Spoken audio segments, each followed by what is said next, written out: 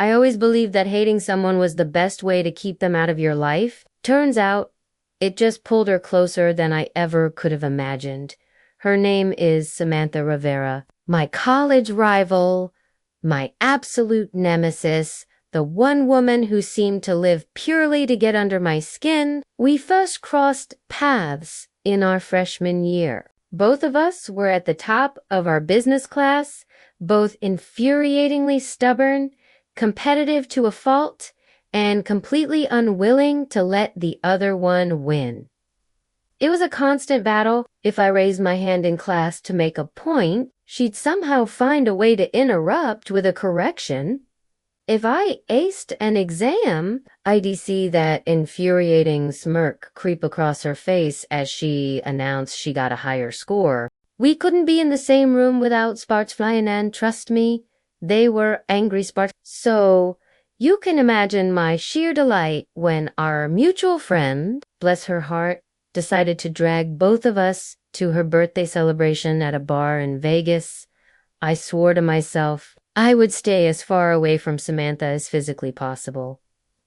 That was the game plan. But alcohol, my friends, is a sneaky, sneaky traitor. What started as 2 shots quickly spiraled into 4.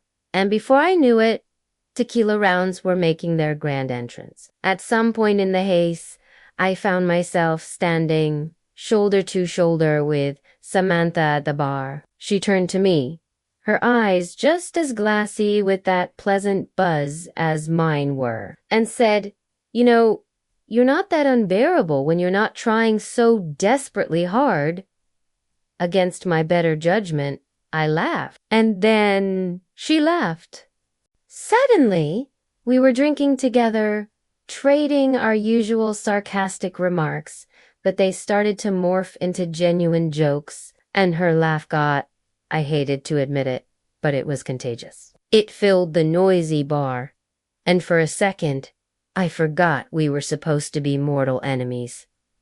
After that, the night became a blur. I remember flashing lights, music so loud you could feel it in your bones, and the two of us dancing far, far too close. I remember her hand, warm and steady, at my waist, pulling me in.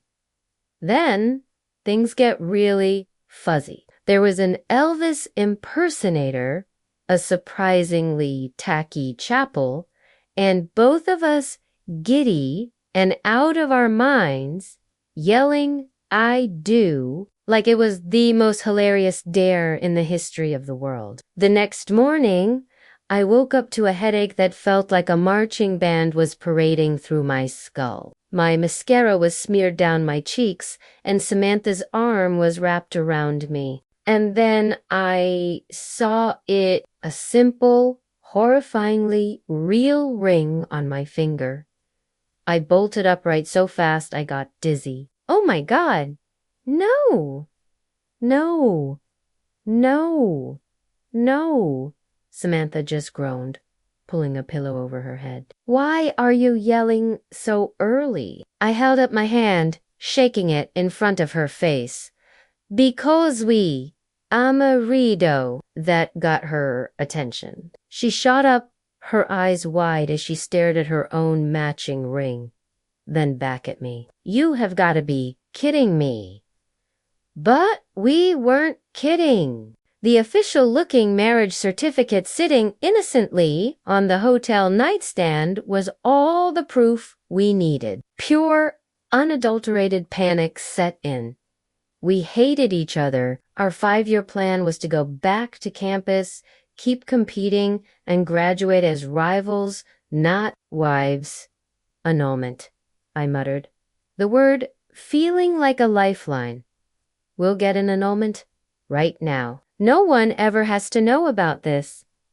"Agreed," Samantha said, a little too quickly. She didn't look entirely convinced, but she wasn't arguing. We planned to fix it all that week, to erase this drunken mistake from our history. But then, word got out. Someone, I'm still convinced it was our mutual friend, had posted photos from the night, Photos of us holding hands, laughing under neon lights, kissing as the fake Elvis gave us his blessing. By the time we got back to campus on Monday, the entire place was buzzing. We couldn't walk to class without hearing whispers. Did you hear that EnemiesToLovers thing is real? Sam and her rival got married in Vegas. Professors were congratulating us. Strangers were treating us like some kind of campus power couple. Suddenly, backing out felt less like a simple legal procedure and more like a public relations nightmare. The humiliation would be unbearable.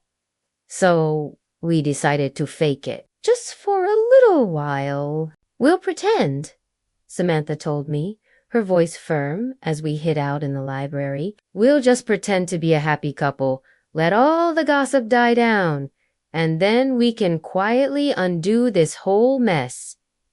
It sounded like a logical plan, but pretending was dangerous. For appearances, she moved into my tiny off-campus apartment. I braced myself for a living hell, but sharing a space with her was different. She wasn't the same cutthroat competitor I knew from class. She was the person who'd make late-night coffee runs without me asking when she saw me cramming for exams. She teased me relentlessly until I finally broke down and laughed when I was on the verge of a stress-induced meltdown. And sometimes, in quiet moments, when she thought I wasn't looking, I'd catch her staring at me. The expression on her face wasn't rivalry, it wasn't hate, it was something softer. Something I couldn't quite name, and it made my heart do a funny little flip. One night, a massive thunderstorm knocked out the power in our entire building. We ended up on the couch, wrapped in the same blanket, the room lit only by a few flickering candles. I was expecting her usual snark, a comment about my terrible taste in emergency candles, but instead, she just whispered into the quiet, "Do you ever think that maybe we weren't really drunk enough for this to be a mistake?" My chest tightened. Every logical part of my brain screamed at me to argue, to remind her that we were supposed to hate each other. But I didn't. Instead, I leaned in and kissed her. It wasn't an angry kiss. It wasn't forced or part of the act. It was soft and careful, and it felt like she'd been waiting for me to make that choice all along. From that moment on, it stopped being pretend. We didn't rush to get that annul. In fact, we never even brought it up again.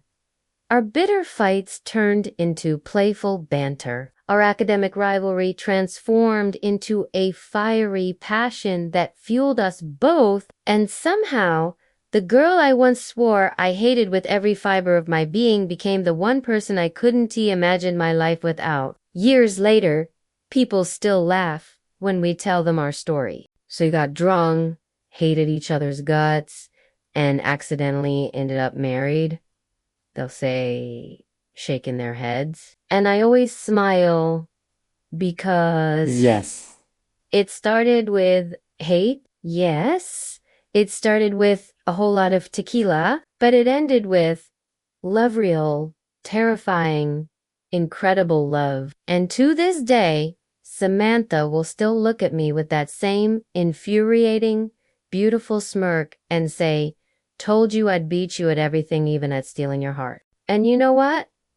I'm so glad she did. Thank you so much for listening to our crazy story. If you enjoyed it, please hit that like button and subscribe for more. We'll see you in the next one.